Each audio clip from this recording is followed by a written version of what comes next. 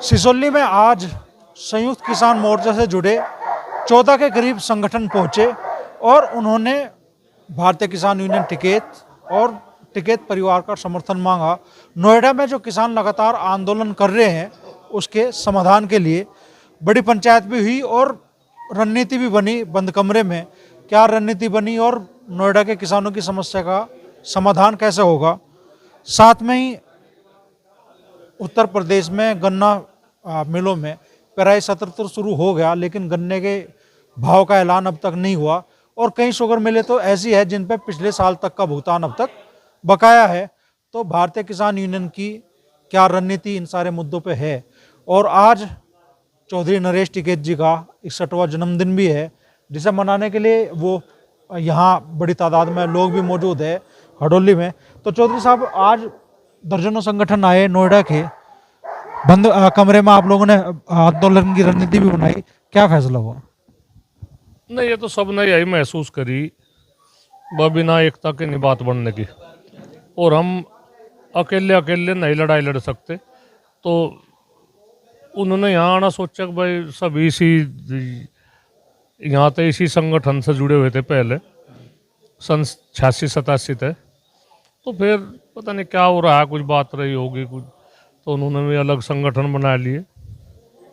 आज कम से कम भी मुझे लगे प्रदेश में 40 संगठन है, तो जिनमें तो 14 संगठन आज वो करना एक भाई हमें समर्थन दो और हम थारे बिना लड़ाई नहीं लड़ सकते। तो अच्छा लगा। वैसे तो पहले भी हमने तो लड़ाई ऐसी नहीं कुछ बात हुआ कि भाई लड़ाई में इसमें सहयोग नहीं करा, पर अब जो और बल मिलेगा उस लड़ाई में। वैसे किसानों के साथ में बड़ी जायजती हो रही वहाँ, और 23 तारीख का समय रखा। बातचीत हमने ये कमिश्नर है मेरठ शैलवा कुमारी जी, वैसे अच्छी अधिकारी है,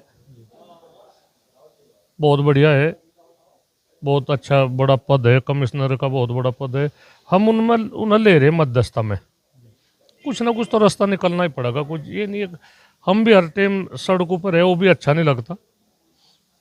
जनता भी परेशान हो, कुछ हो महसूस हो, खर्चा भी हो। हम ये चाह रहे कुछ मिल बैठ कर बात हो। एक सरकार भी 2 कदम पीछे हटे और किसान भी 2 कदम पीछे हटे, कुछ वार्ता हो।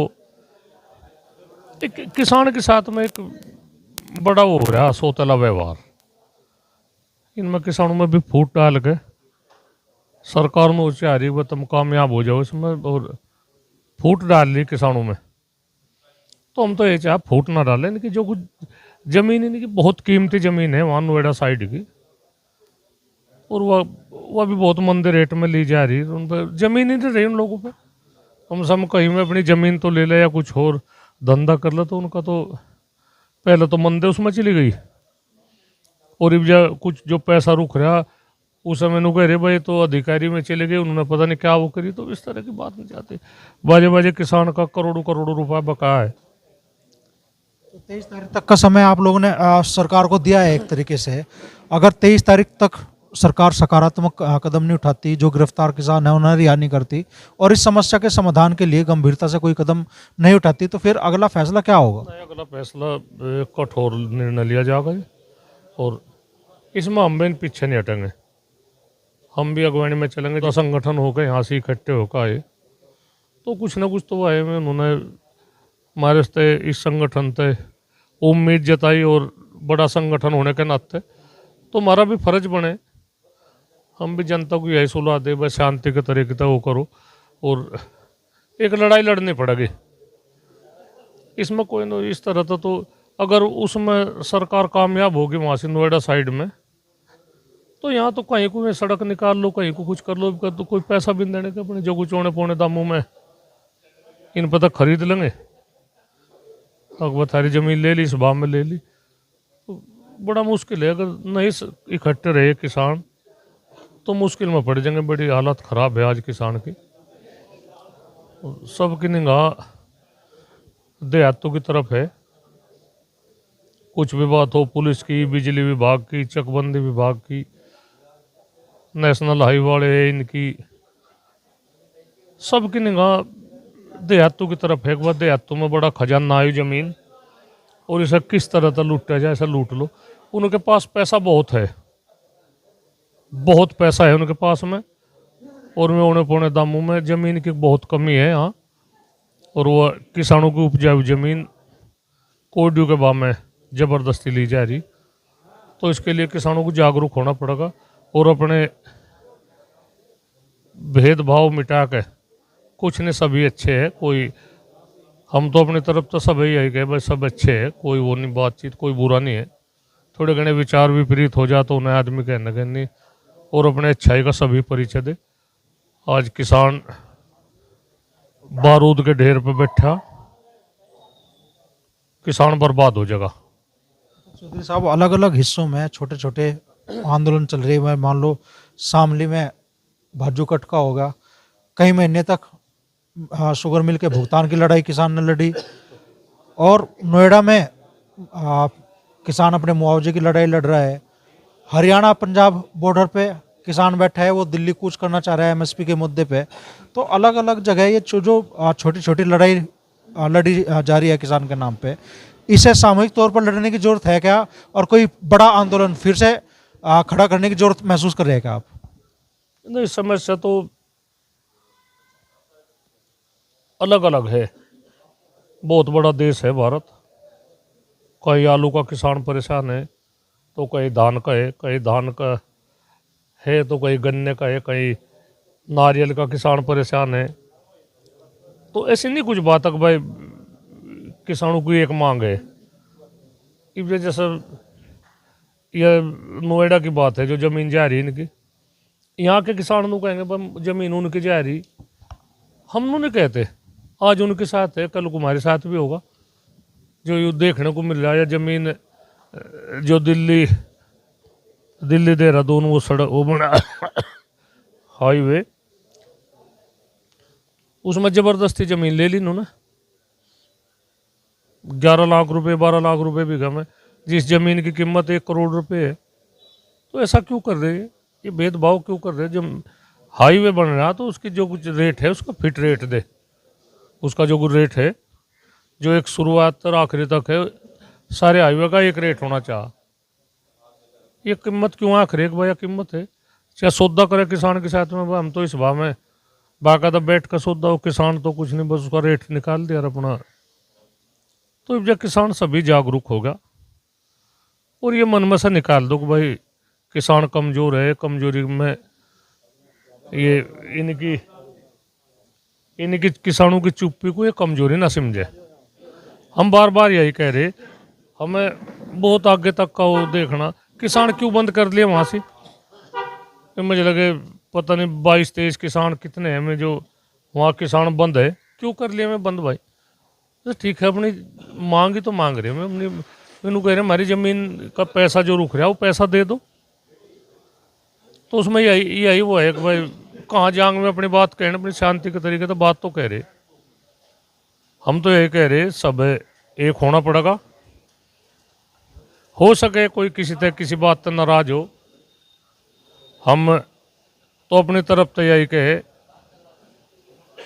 हमारे तक कहीं भूल चूक हो सके, होगी कहीं, हम नहीं कहते। हम इस जनता के लिए, किसान हित के लिए हम कहीं भी जाने को तैयार है, बात कहने को तैयार है, गलती मानने को तैयार है अगर कुछ है। पर ये ऐसा काम ना करे, ये किसान को तोड़ने का काम ना करे, किसान बर्बाद हो जाएगा। कितने आदमी हैं जो सरकार के साथ में उनके समझौते हो जाए, बहुत छोटे छोटे समझौते हो, और मैं निकालस पर हार करे, तो मैं मेहरबानी करके ऐसा काम ना करे। इस देश का किसान टूट जाएगा, इस देश का किसान टूट जाएगा, बर्बाद हो जाएगा किसान। वे अपने घरों बैठ जा, अपना काम धंधा कर ले, किसानों में फूट गिरने का काम ना करे, नहीं उसे जनता उन्हें माफ नहीं करने की। बस हम तो आखिरी में यही कह रहे। चौधरी साहब, पश्चिमी उत्तर प्रदेश में तो गन्ना मुख्य फसल है। गन्ने की पेराई सत्र शुरू होगी, चीनी मिलें शुरू होगी, महीने बीत गए और गन्ने के भाव का अब तक कुछ पता नहीं। तो फिर किसानों के मन में क्या है इस बात को लेकर? वैसे तो भाव कम से कम भी 550 रुपये क्विंटल में हमारा परताव है। जो हमने सारा हिसाब लगाया तो 550 रुपये क्विंटल तक कम, पर एकदम इतना भाव सरकार की भी मजबूर हो जा, नहीं बढ़ा सकती इतना भाव। और जो हमारी युवा पीढ़ी, हमारी जो हमें बचत है वो हमारी मजदूरी बच जा, तो उसमें हम जब 50 रुपये क्विंटल गन्ने की छुलाई दे रहे, और कितना ही काम है, हम बंधाई दे रहे, खाद भी गे रहे तो हम भी वो भी मजदूरी पे करे, खुदाई करे वो भी मजदूरी पे कर रहे, तो हमें वो नुकसान ज़्यादा होगा। अगर हम सारा काम अपने आप करें, अपना एक साझे में करें, डंगवारा एक जो होता पहले डंगवारा पर था, सब मिल चिल कर करें, हमें नौकरों की भी ज़्यादा ज़रूरत नहीं, ना मजदूर लगाने की ज़रूरत। तो एक आराम की तरफ को हमारी युवा पीढ़ी जा रही, और इसका ये खमियाजा इन्हें भुगतना पड़ रहा। खर्चे इन्होंने ही देख रही, बा हमें कुछ बचत नहीं, इस तरह तो बचत भी नहीं है, पर जैसे भी कुछ है अपनी मांग कर रहे हैं, हम कह रहे सरकार को, कह रहे भाई गन्ने का रेट दो, ठीक दो, बिजली की जो है बात, बिजली भी किसानों को कम रेट में दो। जैसा पंजाब ही हमारा बराबर का स्टेट है, हरियाणा बराबर तो लगा हुआ, पंजाब है, पंजाब में 400 तो भी ऊपर हो गया, यहाँ 370 का रेट है, तो 30-31 रुपये का फ़र्क है, बहुत बहुत फ़र्क बैठे 31 रुपये क्विंटल पे।